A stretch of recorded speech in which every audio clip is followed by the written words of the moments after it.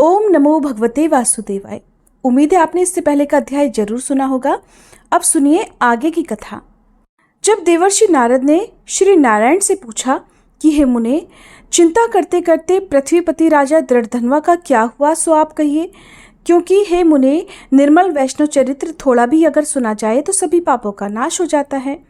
तब श्री नारायण जी बोले, हे नारद, इसके बाद चिंता से आतुर राजा दृढ़धनवा के घर वाल्मीकि मुनि आए, जिन्होंने परम अद्भुत तथा सुंदर रामचंद्र जी का चरित्र वर्णन किया है। राजा दृढ़धनवा ने दूर से ही वाल्मीकि मुनि को आते हुए देखा तो घबराहट के साथ जल्दी से उठकर भक्ति युक्त होकर उनके चरणों में दंडवत प्रणाम किया। भली भांति पूजा कर उत्तम आसन पर ऋषि को बिठाकर उनके चरणों को गोद में लेकर दोनों हाथों से धोया और उस चरणोदक को बड़े हर्ष के साथ शिर से धारण कर शुक पक्षी की बातें याद करता हुआ राजा दृढ़धनवा ने मधुर वचन से इस प्रकार कहा। राजा बोला, हे भगवान, इस समय मैं धन्य हूँ, मैं भाग्यवान हूँ, मेरा जन्म सफल हुआ। हे प्रभु, आज मेरा मनोरथ पूर्ण हुआ है। आज आपके प्रत्यक्ष दर्शन से शास्त्रादिकों के यथार्थ अर्थ का ज्ञान सफल हुआ। हे जगत के पावन करने वालों के पावन करने वाले, आज मैं अपने भाग्य का क्या वर्णन करूं। श्री नारायण बोले। इस तरह वाल्मीकि मुनि को कहकर वह राजा मौन हो गए। इसके बाद वाल्मीकि मुनि उस राजा को विनययुक्त देखकर बड़े प्रसन्न हुए और जनता को आनंदित करते हुए बोले, हे राजन, ठीक है, तुम में उक्त प्रकार की सभी बातों का होना संभव है। हे राजन, तुम चिंता से आतुर क्यों हो? सब मन की बात कहो। ऐसा लगता है कि तुम्हारी कुछ कहने की इच्छा है, इसलिए हे महामते, उस बात को कह डालो।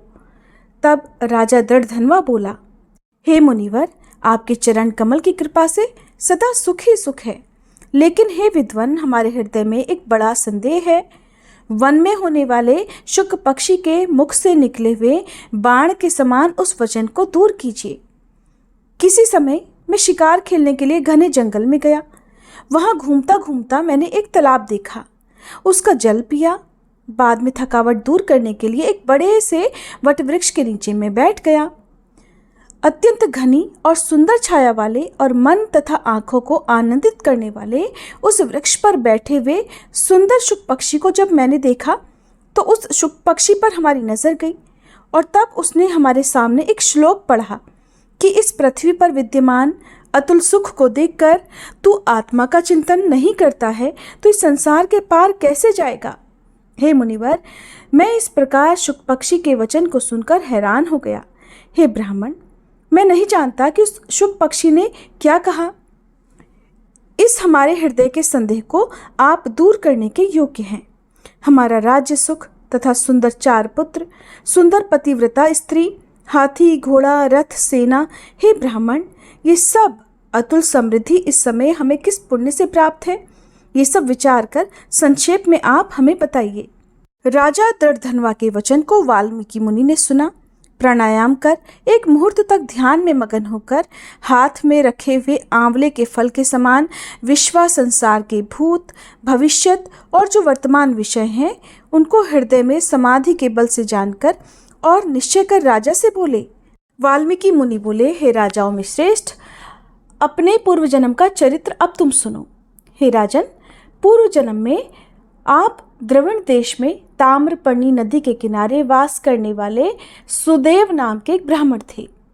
धार्मिक, सत्यवादी, जो मिल जाए उतने में ही संतोष करने वाले, वेद अध्ययन में संपन्न, विष्णु भक्ति में परायण रहा करते थे। आपने अग्निहोत्र आदि यज्ञों के द्वारा भगवान श्री हरि को प्रसन्न किया।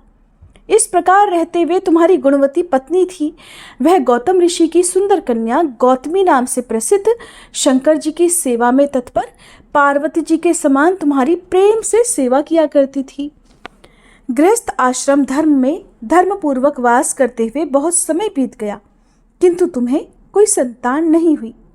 एक दिन अपनी पत्नी से सेवित आसन पर बैठा हुआ दुखी ब्राह्मण गदगद स्वर से बोला, हे सुंदरी, संसार में पुत्र से बढ़कर दूसरा कोई सुख नहीं है और तपदान से उत्पन्न पुण्य दूसरे लोक में सुख देने वाला होता है।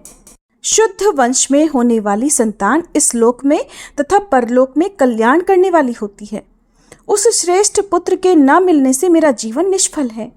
न तो मैंने पुत्र को प्यार किया और न वेद पढ़ने के लिए सोने से जगाया, न तो उसका विवाह किया, इसलिए मेरा जन्म तो व्यर्थ ही चला गया। अभी मेरी मृत्यु हो, मेरे को आयुष्य प्रिय नहीं है। इस प्रकार अपने प्रिय पति का वचन सुनकर उनकी पत्नी गौतमी बहुत उदास हो गई। बाद में धैर्य धारण करती हुई, प्रिय वचन बोलने में चतुर, प्रिय पति के प्रेम में मगन वह पत्नी अपने पति को समझाने के लिए इस प्रकार सुंदर वचनों में बोली, हे प्राणेश्वर, अब इस तरह तुच्छ वचनों को ना कहिए।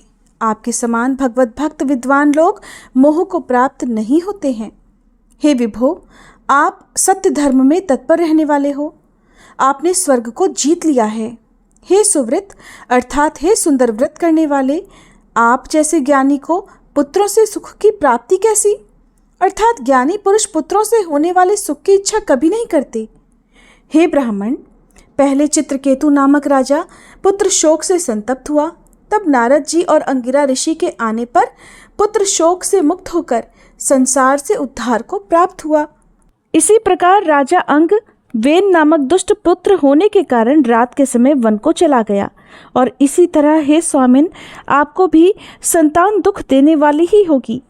फिर भी हे तपोधन, अगर आपको सत्पुत्र की इच्छा है तो प्रसन्नता से जगत के नाथ, समस्त अर्थों के दाता हरि भगवान की आराधना करें।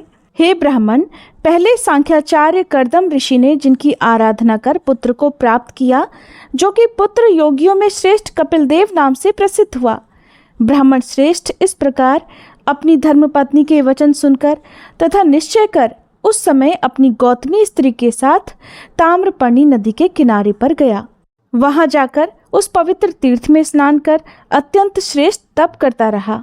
5 दिन के बाद सूखे पत्ते और जल का आहार करता था। इस प्रकार कठिन तप करते करते उस तपोनिधि सुदेव ब्राह्मण को 4000 वर्ष बीत गए। हे ब्राह्मण, उसकी इस कठिन तपस्या से तीनों लोक कांप उठे। भक्तवत्सल भगवान उस सुदेव ब्राह्मण के अत्यंत उग्र तपस्या को देखकर जल्दी से गरुड़ पर सवार होकर प्रकट हुए। श्री नारायण बोले, हे नारद, नवीन मेघ के समान जगत की रक्षा करने में समर्थ 4 भुजा वाले प्रसन्न मुख मुरारी को देखकर सुदेव शर्मा ब्राह्मण हर्ष के साथ मुकुंद भगवान को साष्टांग प्रणाम करता हुआ बोला। भगवान को प्रणाम करते हुए उसने जो कुछ भी कहा उसका वृतांत आप सभी अगले अध्याय में जरूर सुनिएगा। कथा अच्छी लगी हो तो हर बार की तरह आज भी वीडियो को लाइक करके कमेंट जरूर कीजिएगा।